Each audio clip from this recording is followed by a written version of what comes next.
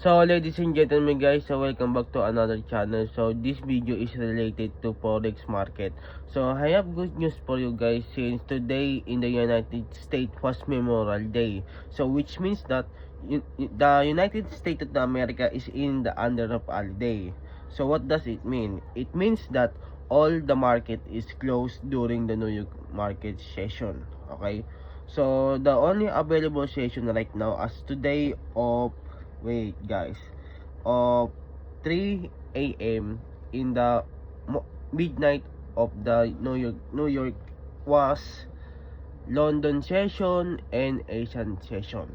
If we are in Pacific session, then the available session right now is London, Sydney, and Japan. And we all know that in Asia, it it has a low volatility, which means that we cannot clearly see the movements of the market. So the result are sometimes we are see the market is sideways. In London session, I think it's slight because we can see clearly the movement of the market. But the only problem is that since we are focusing on NAS 100 or Nasdaq, and we all know that Nasdaq is located to the US, which is the most volatility in the market. So we can clearly see in the market of London slight bullish or slight bearish. It is depend guys right now, because I cannot predict or I cannot tell you what the trade it gonna be, is either the bullish or bearish, because the market the New York market is closed.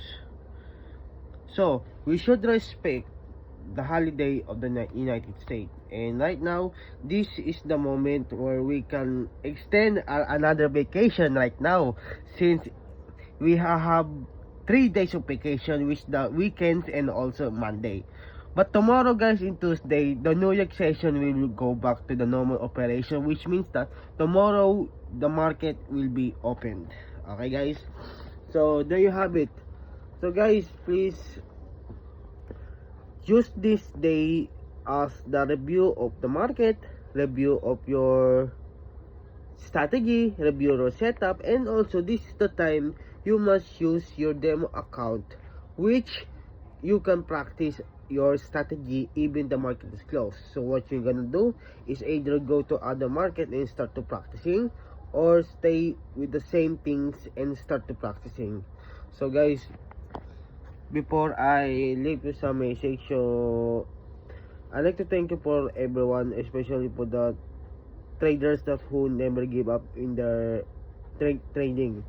So I'm salute everyone for you, and all